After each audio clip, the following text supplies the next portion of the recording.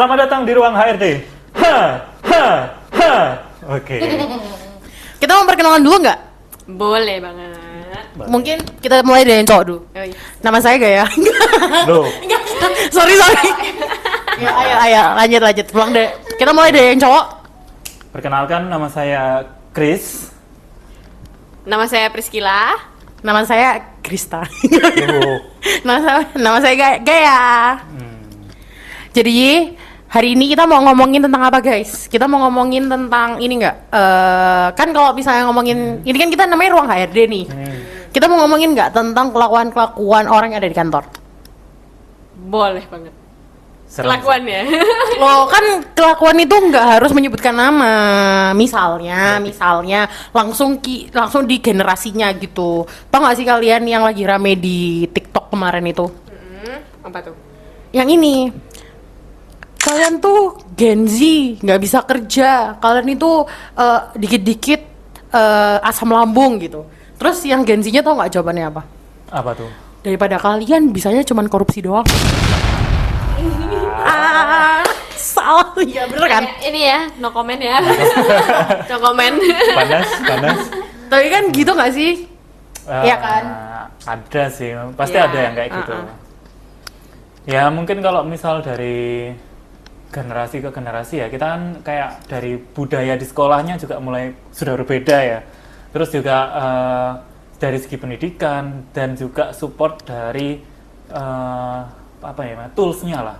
Kalau sekarang kan kayak sudah banyak banget pembaharuan terkait media-media yang digunakan untuk belajar. Bahkan ada AI ya sekarang yang mungkin dengan AI yang kayak di generasi tahun 90-an yang dulu tanpa AI itu harus effort nih cari pengetahuan dari buku, jurnal kayak gitu-gitu. Nah, sekarang AI aja kita ketik udah muncul.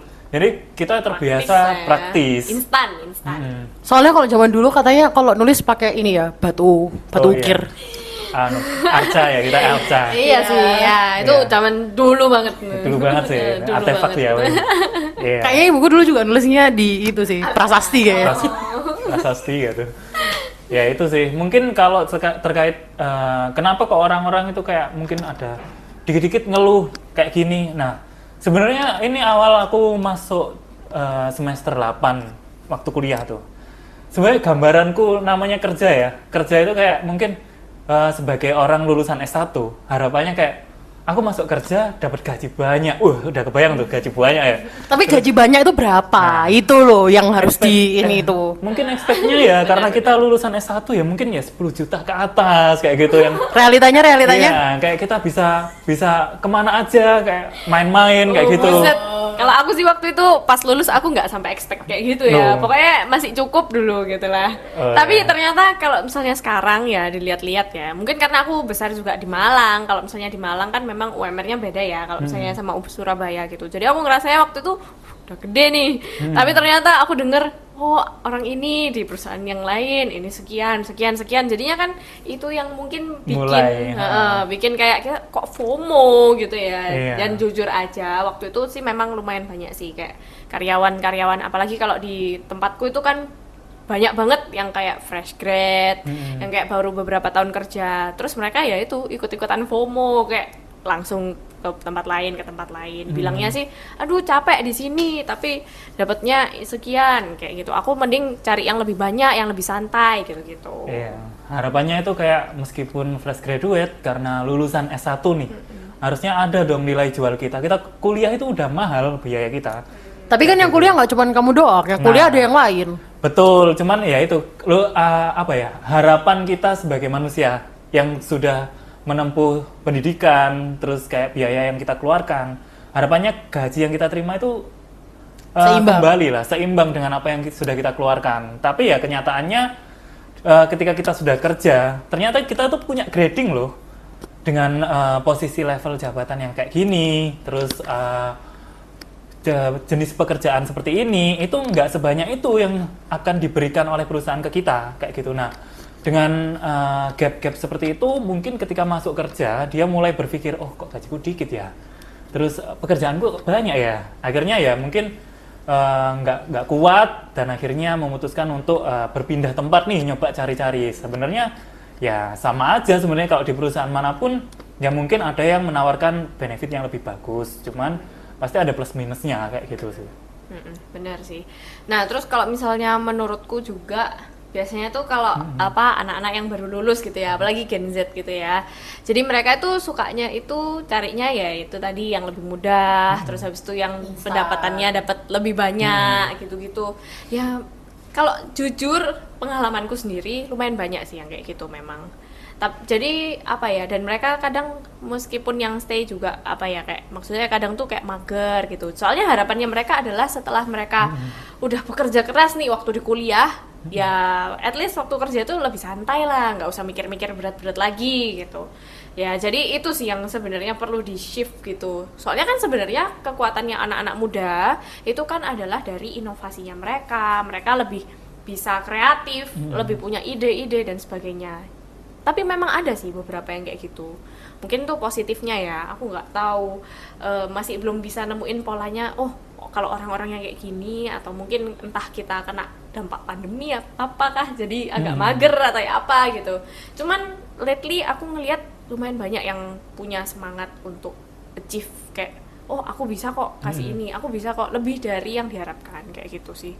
Tapi biasanya kalau misalnya nih, aku kalau misalnya ngeliat orang-orang ya kayak kerja gitu kan, kebanyakan mereka itu kalau misalnya kerjanya itu sampai tengah malam, terus masih kayak harus ngeladenin customer, misalnya yang kerja marketing, terus kadang kalau misalnya operasional tiba-tiba ada yang kayak bermasalah tengah malam, itu menurut kalian tuh bisa nggak sih mereka tuh kayak tiba-tiba burn out gitu? Kan itu jadinya nggak seimbang ya antara kerjanya mereka sama kehidupan personalnya mereka. Kalau menurutku, kalau zaman sekarang ya, yang namanya work-life balance itu nggak cuma ditentuin dari jam kerja aja sih.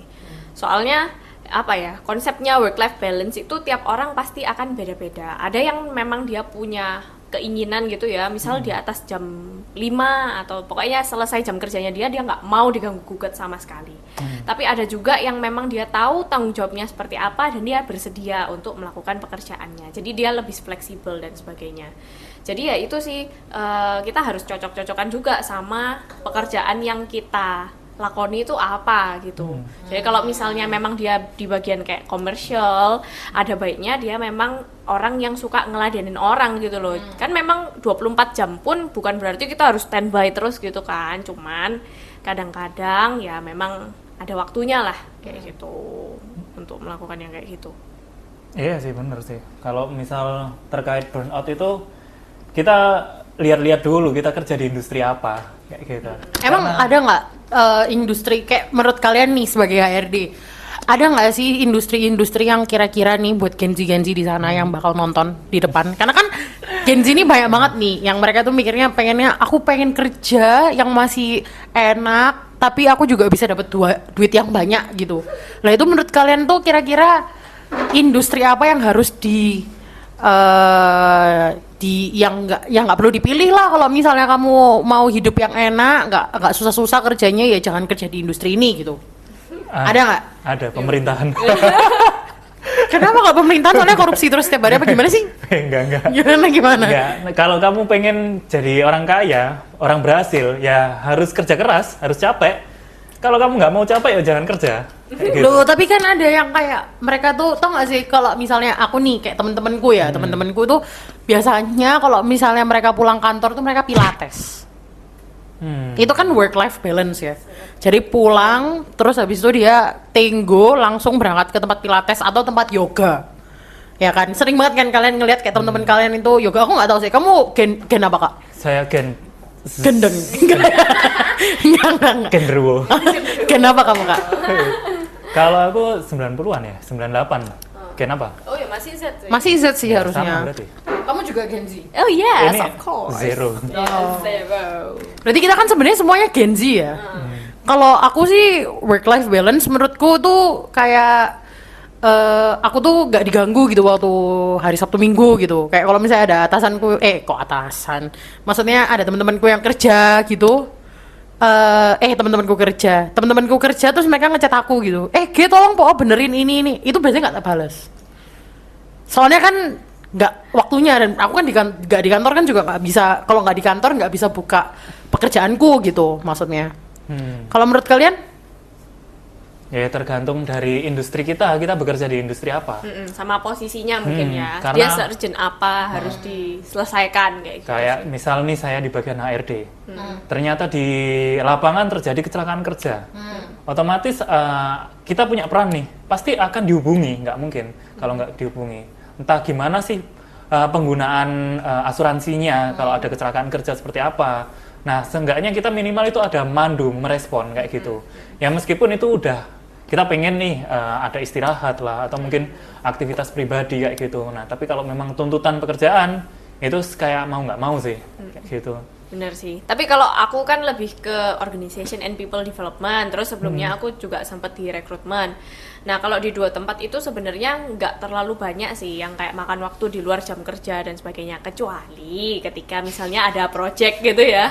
Dan lumayan banyak nih projectnya, jadi ya lumayan juga sebenarnya. Cuman itu lebih banyak bisa dikerjain secara personal gitu sih. Paling yang di luar jam kerja kayak lebih ke rapat-rapat. Terus kayak kalau yang personal biasanya nyari bahan dan sebagainya. Kalau misalnya yang tadi Kak Krista kan lebih banyak kayak hubungannya sama karyawan juga gitu kan, yang urgent-urgent sifatnya. Kalau di aku enggak sih, tapi ya itu tadi lebih ke nyiapin, preparing buat sesuatu yang misalnya kayak besoknya dibutuhkan atau apa gitu. Oh gitu ya berarti.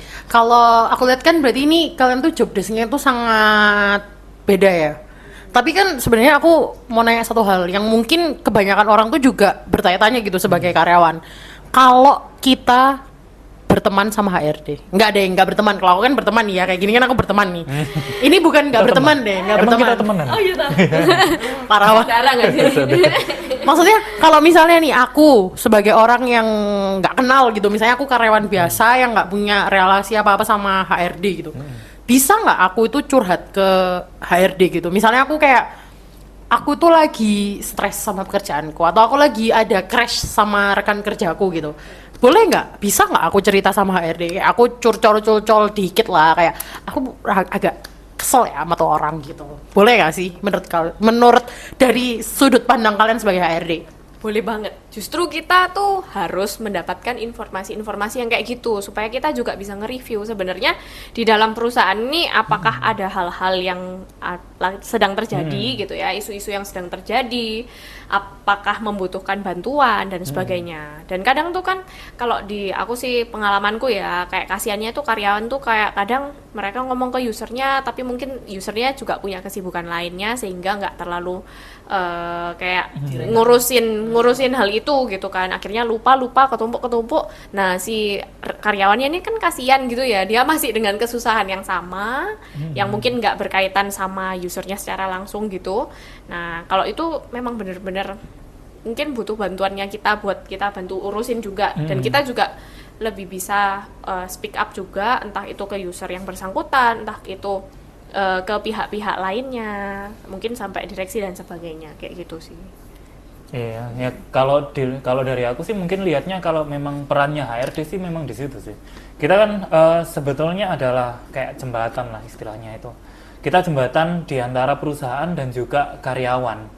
Kita punya peran di mana kita harus menyampaikan nih apa yang jadi tujuan dari perusahaan sama peraturan perusahaan ke karyawan, dan kita juga menyampaikan apa sih yang sebetulnya karyawan inginkan dari perusahaan kayak gitu. Jadi memang karyawan itu boleh banget cerita ke HRD terkait ya mungkin hal-hal kecil yang mungkin biasa nih. Aku dulu pernah ikut seminar waktu itu di hotel kalau nggak salah. Itu ngundang banyak banget HRD di area Surabaya. Nah di salah satu itu ada pertanyaan, apa sih yang membuat karyawan itu resign? Oke. Dan itu udah mayoritas semua itu menjawab bahwa atasan adalah pertimbangan paling tinggi kenapa orang bisa resign. Entah itu nggak cocok sama atasan, entah mungkin atasan yang ngeselin. Ya, ada konflik personal atau seperti apa itu. Nah, itu kan sebenarnya kayak konflik kayak gitu itu sudah sangat wajar. Karyawan curhat terkait ke kita terkait atasannya kurang ini itu. Nah, kita sebagai HRD biasanya kita ya oke lah kita dengerin mana yang memang bisa dibenahi, kita coba komunikasikan. Bukan berarti kita menjamin akan memberikan kesejahteraan ya.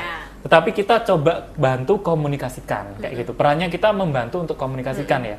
Kalau menjamin kesejahteraannya kita masih belum bisa karena keputusannya memang di user masing-masing. Itu sih. Benar.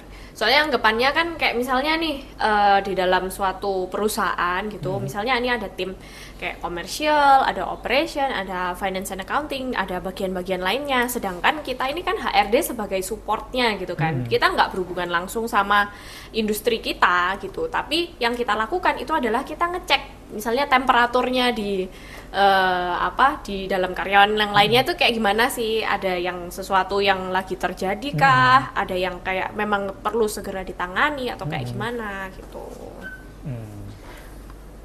Sekalian bilang aja kalau kalian mau curhat juga sama teman-teman saya, boleh banget. Bisa kirim nomornya di sini di bawah ini nanti bakal ada, kalian bisa masukin, tolong editor masukin di sini email kita ya.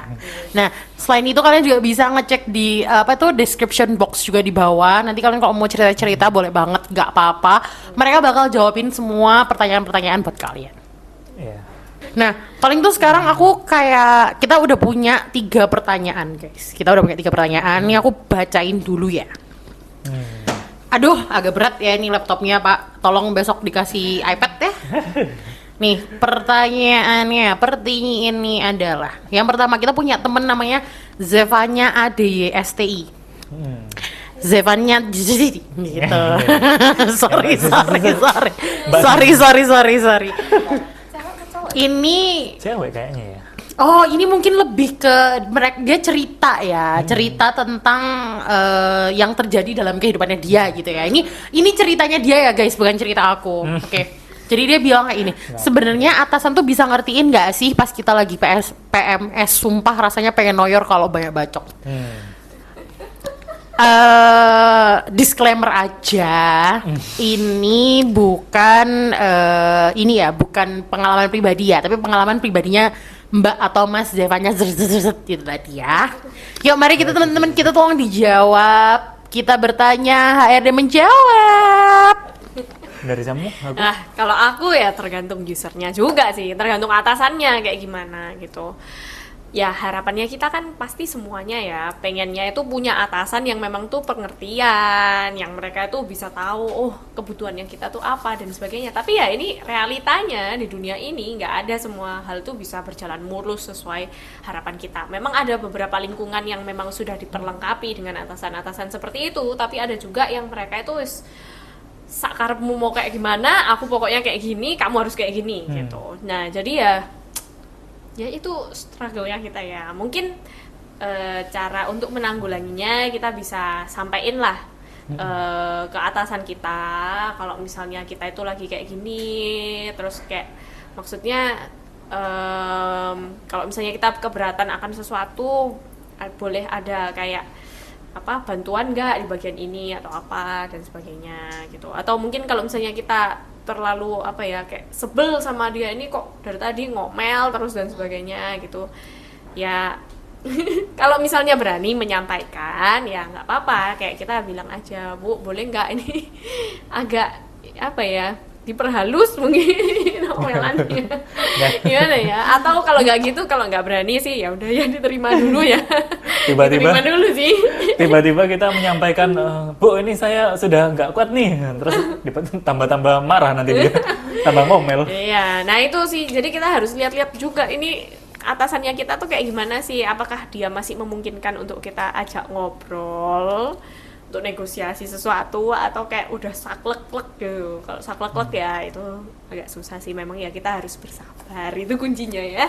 Iya, mungkin kalau dari aku ya, si Mbak Mas atau Mbak ini, Mbak sebelumnya tahu nggak kalau kita itu, pemerintah itu punya peraturan loh terkait untuk perempuan yang sedang masa haid kayak gitu. Nah, pemerintah itu punya undang-undang yang mengatur tentang masa haidnya cewek ketika di dunia kerja. Nah, sebenarnya kalau dari saya baca itu Waktu itu kalau nggak salah Undang-Undang Tenaga Kerja yang tahun 2003. Nomor berapa tuh? Waduh, kayaknya pasal 18 kayaknya. Coba ayat 1. Ntar kita sambil cari ya, kita Coba sambil cek. cari nanti kita Coba cek. tempelin di sini, Coba cek. Bang. Coba Oke, cek. sebentar ya kita Coba. cek. Ya sambil Ya, Kalau dilanjutin. oke. misalnya salah kita tempelin juga. Ya, ayo tempelin di sini ya. Jadi Usahain ya. di situ itu ada keterangan bahwa ketika kita pada masa haid, itu hari pertama atau hari kedua ketika mengalami kram yang berlebihan atau mungkin dinyatakan nggak kuat lah kita menjalani aktivitas kerja pada hari itu, diperbolehkan untuk cuti tanpa harus dikurangi upahnya ya, tidak mengurangi upahnya kayak gitu. Nah itu adalah peraturan yang ada di pemerintah ya, yang di undang-undang itu. Cuman kadang itu turunannya di perusahaan memang akan disesuaikan lagi dengan peraturan perusahaan. Cuman garis besarnya kalau dari peraturan pemerintah yang saya tahu nih kayak gitu. Jadi kalau misal terjadi seperti itu, bolehlah coba nanya ke HRD nih, ada nggak sih, boleh nggak cuti nih? Kayak gitu, coba aja. Barangkali boleh ya, iseng-iseng berarti ya. Cuman sebenarnya PMS itu kan harusnya premenstrual syndrome gitu ya. Jadi ini terjadinya tuh sebelum masa menstruasi gitu. Jadi Nah, itu. ini sebelumnya. Jadi kayaknya nggak tercover sama Oh, iya, iya. ini ya. Iya Kecuali sih. kalau misalnya PMS yang dimaksud sama mbaknya tadi itu adalah ketika masa menstruasinya gitu. Iya, ya bisa sih.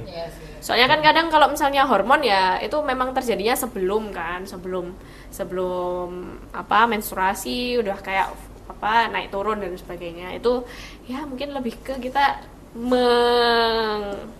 mengadaptasi, Ini susah dijawab menyesuaikan sih lah ya, menyesuaikannya. Kita lihat Mengadjust juga, ya. lihat juga dia atasannya cewek apa cowok. Soalnya biasanya setahu aku ya, kalau misalnya tadi kan sempat juga disampaikan sama Priscilla, kalau misalnya atasannya baik, oke bisa diajak ngobrol gitu. Kalau misalnya nggak bisa diajak ngobrol, aku punya saran sih sebenarnya buat kalian semua yang punya atasan yang nggak bisa diajak ngobrol. Lemparin aja pakai batu. Kita rajam kita saja semua di sana. Dar. Kalau misalnya di Aceh punya rajam 1000 kali, ntar saya cuma 5 kali aja, nggak banyak. Kecil-kecil kan batu-batu rajam ya, kalau nggak salah ya nggak sih? Kecil tapi kerasa sih sebenarnya. Tapi yang penting kan dikurangi ya. Iya. Kalau misalnya rajam di Aceh kan 1000 kali, kalau ini saya 5 kali aja. 5 kali ini yang besar granit. Iya, pakai batu granit tak lempar, tak rajam gitu ya. Jadi atasan-atasan mohon maaf banget nih. Ini aku cuma bantuin Mbak Zevanya ya. Kasihan soalnya kalau misalnya lagi head itu kan rasanya kayak mau kayak rahim tuh mau jatuh gitu kayak. Saya sakit banget. Tapi aku nggak tahu, kalau aku selama ini kalau misalnya lagi haid itu sakitnya masih bisa kayak oke, masih bisa biasa lah, paling sakit-sakit tuh cuman kayak lagi kebelet pup gitu kan. Aku nggak tahu kalau kamu gimana, Pris? Sama sih kurang lebihnya. Iya, kan? Dia masih bisa lah, masih bisa beraktivitas apa gitu. Kamu nggak nanyain aku? Enggak. Mau ditanyain kah? Soalnya itu banyak banget juga ada yang kayak teman aku kemarin itu sakit, dia menstruasi hari pertama itu dia kiranya gagal ginjal, ya nggak sih? Sampai gitu ya. Iya sih. Sakit banget, sangat sakit banget. Oh. Jadi dia sampai kiranya dia tuh gagal ginjal karena apa namanya, Saking sakitnya. saking sakitnya gitu loh. Bayangin kalau misalnya atasan itu nggak bolehin si teman aku ini ke rumah sakit. Bayangin kalau misalnya nggak dibolehin, rajam aja bareng-bareng gitu. Tapi ini tuh situasi yang susah loh. Kenapa Misal tuh? kamu sebagai cewek ya, ngomong ke kita cowok, aku lagi PMS nih. Kita tuh juga bingung harus ngapain. Lagi nyeri, misal nih kamu punya pasangan nih, terus kamu cerita ke pasanganmu, aku sakit lagi PMS atau lagi dapet kayak gitu. Kita tuh bingung loh mau ngasih saran apa. Pokoknya jangan saran Oh, ngapain minum juga air nggak putih tahu. ya, itu jangan, itu jangan. Minum air hangat ya. Iya, itu Air jangan, putih ya. jangan. Basic ya. Mungkin basic ya. nginfoinnya bukan kayak aku lagi PMS loh, Nah, tapi terus? kayak Bu, tolong ya, atau Bu atau Pak, ini kan saya lagi PMS ya, Bapak jangan terlalu ngomel-ngomelnya. Mungkin bisa Jangan terlalu- sedikit aja, sedikit aja ya. Saya kerjain kok, tetap saya kerjain gitu. Ini Jadi kayak sambil kamu kayak pengalaman deh. Saya kerjain Mbak, saya kerjain. Iya, iya. tetap kok Iya, iya. aman, Oke, aman. oke. Next game. Oke, lanjut yang nomor 2. Ini ada dari Kak Anjani. Dia nanya, Kak, kalau kita beli jajan buat nemenin kerja di kantor, nah ini sering terjadi ya ini. Nggak di aku maksudnya. Kita tuh harus beliin atasan juga nggak sih kalau beli jajan? Soalnya tiap aku beli jajan itu pas atasan aku lewat selalu ngelirik sambil bilang apa tuh? Ih kayak ini ya, kayak apa? Kayak Sule ya, nanya apa tuh gitu. Bukan ya? Siapa ya Mas? Sule bukan. Referensi Anda terlalu jauh. Oh bukan. Jadi gimana tuh kalau menurut kalian? Ini kalau menurut aku tuh sama. Curang ya kamu ya. Oke. Tapi kalau ini tuh sama kayak ini, sama yang kayak aku tadi sempet cerita sama kalian, yang kalau misalnya ada temen mau resign, itu biasanya kan pada bingung cari kadonya kan. Tapi nggak semua orang tuh sebenarnya mau ngasih kado guys. Ternyata ada satu orang yang pasti kayak ini siapa anjir ngapain dikasih Oke. beginian. Jadi kan kalau di sini kan dia nanyanya kalau misal aku beli jajan nih untuk teman-temanku. Ya. Nah, atasanku di sana lihat nih. Di mana atasannya?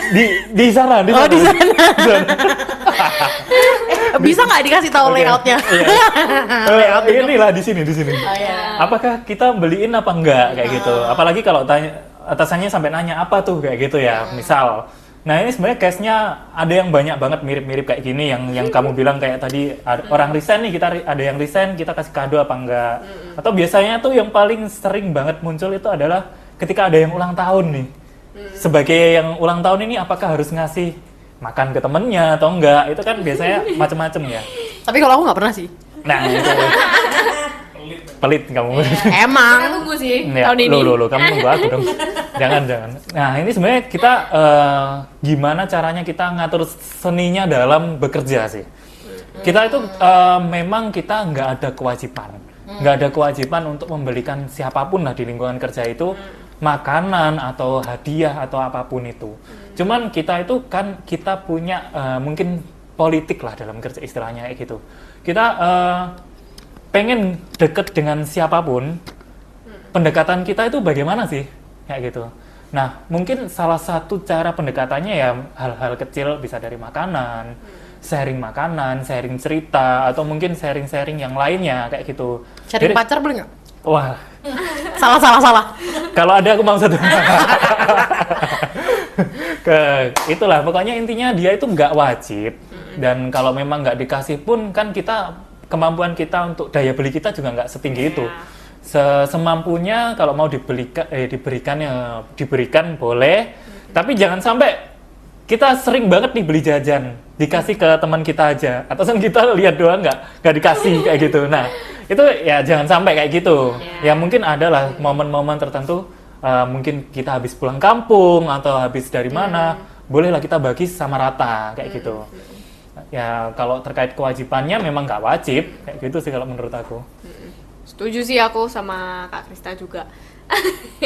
Kalau di aku kan mungkin karena case-nya aku tuh nggak seruangan sama atasanku, jadi karena di ruangan berbeda, jadi biasanya ya kita tetap pesen-pesen aja apa gitu. Tapi kalau bapaknya lewat atau apa terus lihat tuh apa ini, terus ya kita tawarin pasti kayak gitu kan. Dan sebenarnya tadi kan sempat disebutin juga kan kayak tentang office politik gitu. Office politik itu sebenarnya fungsinya nggak cuman kayak kalau misalnya kita pengen kedudukan yang lebih tinggi atau misalnya pengen Betul. Gaji yang lebih tinggi gitu, nggak gitu. Tapi kayak kedekatan dengan atasan tuh juga perlu sesuatu yang perlu dibangun gitu kan ya, supaya kita dalam bekerja juga lebih enak, lebih enjoy, kita lebih bisa ngomongnya tuh kayak lebih heart to heart gitu lah depannya gitu. Kayak bestie gitu Iya, ya, bestie. Jadi kesannya itu nggak merintah jalan. Nah, kita bener. kayak, oh ini Bu Susah saya banget. punya, ini Pak kita punya variasi kayak gini kayak gitu. Kayak Jadi, robot nanti jadinya. Itu sih. di situ sih ada politiknya itu apa ya, mainnya itu adalah Mencairkan suasana juga mungkin ya. bukan persaingan politik yang aku mau menjatuhkan A, Iya. B kayak gitu enggak, yang positifnya aja sih. Tapi biasanya kebanyakan orang-orang yang menjatuhkan sih sama teman-teman yang lain. Oke, lanjut kita ke pertanyaan nomor 3. Serem banget ya. Itu ada dari Mas Radiansyah Putra. Dia bilang nih, kalau baru lulus kuliah, aku udah ngelamar kerja nih di mana-mana tapi nggak dapet. Emang kualifikasi bisa kerja apa sih, ribet banget kayak mau nerbangin roket ke Jupiter. Ih kalau aku bilang mah, ini Mas coba dicek BI checkingnya. Biasanya sih katanya kalau kemana-mana itu ditanyain BI checking, nggak tahu sih, tapi katanya begitu ya. Kalau di sini gimana? Kalau di kantor kalian gimana nih? Aku tahu yakin kalau kantor kalian pasti berbeda kan nih. Kalau di kantor kalian apa sih kriteria yang orang bisa kerja tuh? Mampu beradaptasi dengan cepat, bekerja di bawah tekanan. Bener. Sebenarnya kalau pengalaman, kalau di tempatku sih nggak terlalu banyak diperhatiin banget. karena kita benar-benar welcome banget sama orang-orang yang memang masih fresh graduate gitu. Karena kalau dari kita sendiri manajemen mikirnya adalah ketika kita hire fresh graduate, mereka itu orang-orang yang memang perlu dibentuk dari awal gitu. Dan untuk bentuk orang yang dari awal dibandingkan bentuk orang yang memang sudah punya pengalaman yang kayak dia udah lumayan profesional nih, akan lebih mudah untuk yang bentuk dari awal. Cuman ya effortnya juga lebih banyak gitu kan ya, karena ngajarin dari nol gitu anggapannya. Tapi kalau di kita sih sebenarnya nggak masalah, cuman ya yang harus diperhatikan tuh kayak misalnya CV-nya, terus dalam pengerjaan psikotesnya. Psikotes itu pokoknya harus dikerjakan dengan sebaik mungkin, dengan sejujur mungkin, terutama yang kayak terkait sama kepribadian apa, nggak usah diawur lah intinya. Yang bisa kita pelajari itu adalah cara mengerjakan psikotes yang kayak misalnya pengetahuan dasar dan sebagainya, karena itu kan menambah ilmu ya. Orang mana sih kayak misalnya kita kalau misalnya di HRD gitu kan, rekrutmen gitu, orang mana yang nggak mau pilih karyawan yang lebih berwawasan tinggi, lebih gampang untuk beradaptasi, punya skill komunikasi, kalau mungkin kayak nanti di bagian yang banyak berhubungan sama orang lain yang lebih bagus gitu. Nah itu sih mungkin yang diperhatiin. Kalau dari pertanyaannya kualifikasi bisa kerja apa sih? Nah itu coba kualifikasi yang sudah kamu miliki apa? Kita ya. Nah, kalau misal nih dari fresh graduate, mungkin kalian kayak bingung, kita kalah nih sama orang-orang yang sudah berpengalaman. Nah, sebenarnya kita nggak melulu kita nyari orang yang berpengalaman. Kita juga pasti akan memberikan kesempatan bagi teman-teman yang fresh graduate kayak gitu. Karena semua posisi itu sebenarnya kita bisa pelajari. Kita tuh bisa mulai dari nol. Cuman memang ada beberapa divisi yang kita butuhnya itu yang bisa langsung kerja. Yang punya pengalaman. Nah, berarti kamu harus nyari perusahaan yang di situ dia menawarkan kamu bisa belajar dari nol kayak gitu. Dan mungkin apa sih yang bisa di-upgrade dari diri kita nih ketika kita fresh graduate. Nah, yang pertama kamu pasti harus lihat dulu nih, kamu jurusan apa? Posisi apa yang mau kamu capai? Nah, dari situ kalau memang belum jodohnya nih dapat perusahaan kayak gitu, bolehlah kita upgrade skillnya. Ada ikuti pelatihan-pelatihan, magang kayak gitu. Jadi kita ada nilai bersaingnya dengan orang lain kayak gitu sih. Organisasi juga lumayan penting sih. Kalau menurutku ya, mungkin karena kita lumayan banyak acara, terus habis itu apa. Jadi kalau misalnya organisasi itu kan mungkin kalau kita ikut, kayak kadang orang juga mikir kayak nggak ada nilai tambahnya gitu kan, dimasukin ke CV ya udah masuk doang, tapi kan nggak ada pengalaman kerja, nggak dapet duit juga dan sebagainya. Tapi dengan cara kita ikut di organisasi, kita itu bisa belajar cara untuk networking, cara untuk kayak misalnya ngomong, ngajuin sesuatu ke orang yang punya posisi yang lebih tinggi, terus habis itu kita kayak berusaha untuk ngerencanain sesuatu supaya itu bisa lebih detail dan sebagainya. Itu secara nggak langsung akan sangat banyak berhubungan sama yang dibutuhkan di perusahaan. Jadi itu juga penting. Itulah. Kenapa sih pada lihat-lihatan bingung dah? Gimana sih? Soalnya gini ya. Oh ya udah ya. Sudah selesai. Oh udah. Kirain lihat-lihatan lagi gini apa? Staring contest sama Deddy Corbuzier. Gimana sih alisnya yang gini? Kok Gini kan? Iya. Kok bisa dia? Dia kalau misalnya lagi bingung kayak Oh iya. Gitu. Gak bisa. Gitu. Paling sama satu aku mau ada satu pertanyaan satu lagi, terus habis itu kita closing ya guys ya, karena ini udah terlalu lama. Menurut kalian para HRD, jeng gitu ya. Ntar ini kayak dimasukin yang itu loh, apa? Family 1000 itu loh. 100 family 100 yang Pertanyaannya adalah, menurut kalian apakah office wife itu beneran ada? Tahu nggak office wife? Oh. Office wife itu biasanya kayak kalau misalnya ada ada atasan tapi cowok, terus habis itu dia punya orang cewek yang kayak dia tuh tahu segala macamnya, kayak even dia nyimpen kayak seonggok upil, lu tahu bakal taruhnya tuh di mana kotorannya, ngerti gak sih? Berarti kayak teman yang paling tahu dia, paling gitu. spesial gitu. Paling tahu dia lah. Harusnya sih kayak gitu ya. Maksudnya kayak misalnya kalau ada Pak itu dateng gitu, terus nanti si Mbak ini yang jadi office wife-nya ini kayak iya siapin ini ya, aku tahu bapak ini kesukaan makanannya ini, aku tahu dia kalau misalnya makan tuh harus cuman sempakan doang gitu. Siapa tahu mungkin aja ada orang yang seperti itu. I'm not judging guys, I'm not judging. Husband. Kalau mereka judging, I'm sorry, tapi aku nggak judging. Kalian boleh banget makan tanpa sempak. Ini berarti maksudnya kayak berhubungan gelap gitu atau kayak nggak harus, tapi kayak tahu semuanya gitu. Ya biasanya kita nggak tahu biasanya Tuh Chris, dia kayak ngono. iya biasanya pasti akan seperti itu More than ini ya, kayak teman rekan kerja gitu ya. kebanyakan. Tapi ada juga kok orang yang mungkin dia jadi office wife tapi cuman sekedar dibayarin mungkin jalan-jalan apa gitu. Kayak ani-aninya tapi versi profesional. Ih, itu mah beneran anjing. Ya bener aja lu. Ngawur. Parah lu. Plip gitu. Yang beneran maksudnya kayak kadang tuh ada, karena aku tahu ada orang yang jadi office wife gitu. Aku tahu, aku punya temen yang kayak gitu. Jadi dia kayak segala macam tuh di support, di provide. Oh, berarti ada dong. Lo kan menurutku, bukan menurut HRD. Gimana sih? Ini ya Iya, tergantung tempat kerjanya ya di Iya. mana gitu. Kalau sejauh ini kalau di tempatku sih aku nggak tahu ya. nggak ada sih. Kayak maksudnya masih profesional lah. Sejauh mata memandang. Tapi nggak tahu kalau misalnya lebih dari itu aku juga kurang tahu sih. Kalau aku dulu kayaknya pernah deh.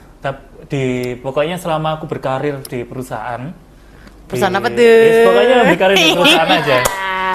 Sebutin dong dikit. Yes, pokoknya berkarir di perusahaan itu seingat saya itu ada lah kayak gitu. Maksudnya kita tidak menutup kemungkinan ketika Dua orang menjadi satu. Asik. nggak gitu.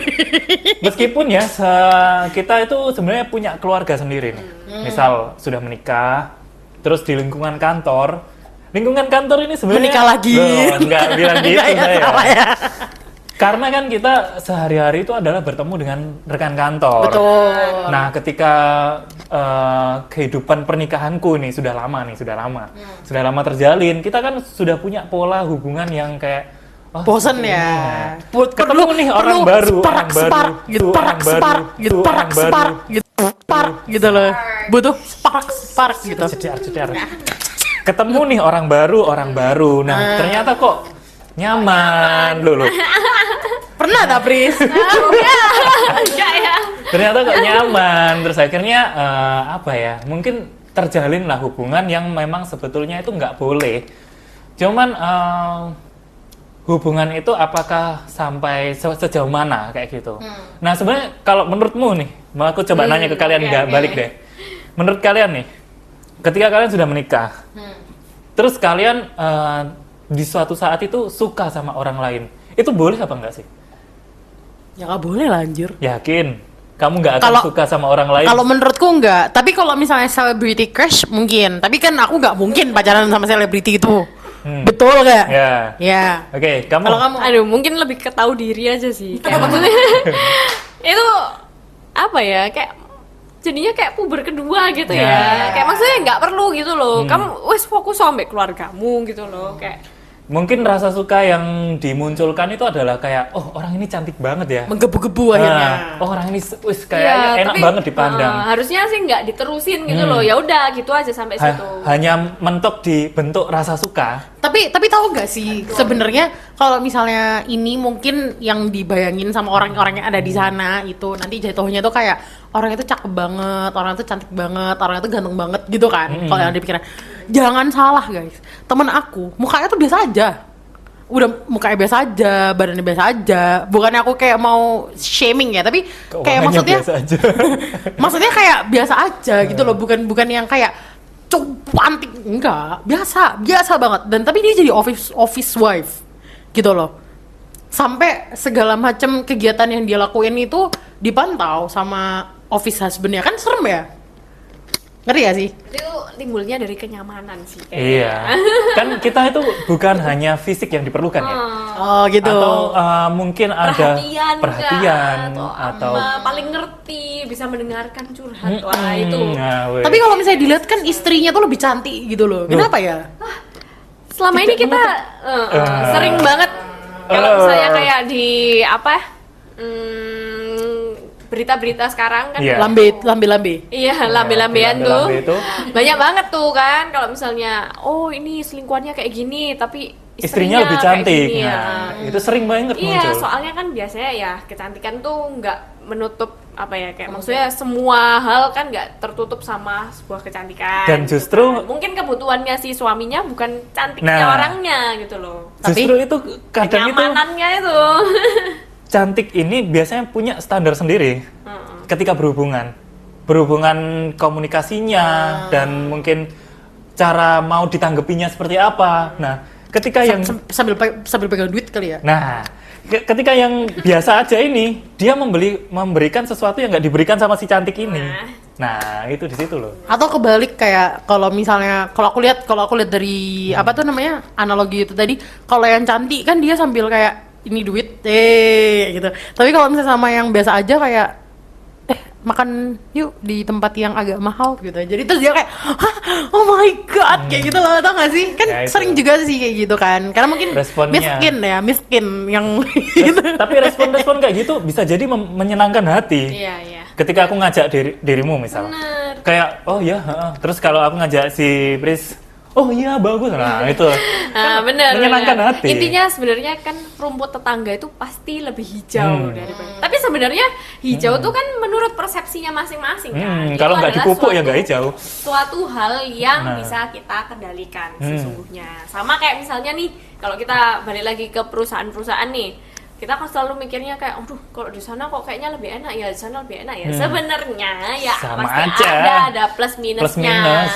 Ada yang mungkin untuk salary-nya lebih tinggi, tapi load-nya atau tekanannya tuh lebih besar gitu. Cuman ya mungkin kayak nggak kelihatan aja. Atau mungkin ada yang salary-nya lebih rendah, tapi dia bisa punya banyak waktu sama keluarganya, lebih santai dan sebagainya. Ya pokoknya plus minus lah disesuaikan. Kalau itu patokannya biasanya 3. Duit, waktu. Salary, rekan kerja, atasan. Biasanya uangnya oke, atasannya oke, rekan kerjanya nggak enak. Tapi lebih sering kalau menurutku tuh rekanannya oke nih, teman-temannya kan oke semua. Salary-nya ya Biasa udah aja. lah ya. Udah ya. Tapi atasnya kayak anjing. Itu. Kayak anjing. Kayak anjing. Nah, biasanya ada juga atasan oke, rekan kerja oke, salary-nya kayak anjing. Iya. Kayak gitu ya. Minta dirajam Minta itu dirajam HRD-nya. ini, masa udah kerja Iya. mati-matian Ini gajinya bukan gitu. HRD-nya sih, soalnya HRD ini kan yang mengusulkan ya, yang menyetujui tetap manajemen. Cuman mungkin ya HRD-nya juga bisa mengajukan sih sebenarnya. Iya. Tapi aku juga sering banget nih nemu kayak apa namanya di LinkedIn gitu, ada yang bilang maaf kita cuma punya budget itu 5 juta gitu. Padahal dia budgetnya ternyata yang asli itu 15 juta gitu. Itu kan HRD yang minta dirajam ya kalau kayak gitu ya. Kan nggak sopan. Kalau itu mungkin ingin mengetes apakah kita tulus mau bekerja di dia atau enggak, atau kita cuma lihat uangnya doang gitu. Tapi harusnya manusia-manusia ini pada ngeliat duitnya doang nggak sih? Iya. Cuman kadang itu memang kita punya peran juga sebagaimana negosiasi kita itu supaya ya kalau dibilang rendah banget itu juga enggak, tapi juga masih sesuai dengan pekerjaan yang diberikan kayak gitu. Contoh dia memang posisinya kayaknya bagus banget ya. Contohnya kayak misal supervisor logistik kayak gitu, katakanlah kayak supervisor logistik. Ternyata ketika di breakdown nih pekerjaannya di lapangan itu yang di supervise itu 3 orang atau mungkin 4 orang kayak gitu ya. Gajinya nggak mungkin akan sebanyak supervisor logistik yang 1000 orang. Sebanyak itu kayak gitu. Jadi Yang skop tanggung jawabnya juga skopnya, lebih gede gitu. makanya itu ada grading gaji. Iya. Antar perusahaan pasti beda karena beda ininya juga. Nah, kalian pasti semuanya pengen tahu kan kayak gimana caranya menentukan gaji kalau misalnya ditanya sama HRD. Meninggal. Betul? Nah, kalau kayak gitu kalian tunggu aja, stay tune terus di acara Ruang HRD ini. Minggu depan kita bakal ngomongin tentang tadi gaji-gajian lah pokoknya. Waduh. Kalian pasti suka kan kalau ngomongin tentang gaji. Jadi kalian nonton yang minggu depan. Saya pamit. Thank you. Ya ilah, harusnya saya pamit sama pamit gitu. Oke. Ulangnya. Saya pamit. Saya pamit. Saya pamit. Dadah. Dadah.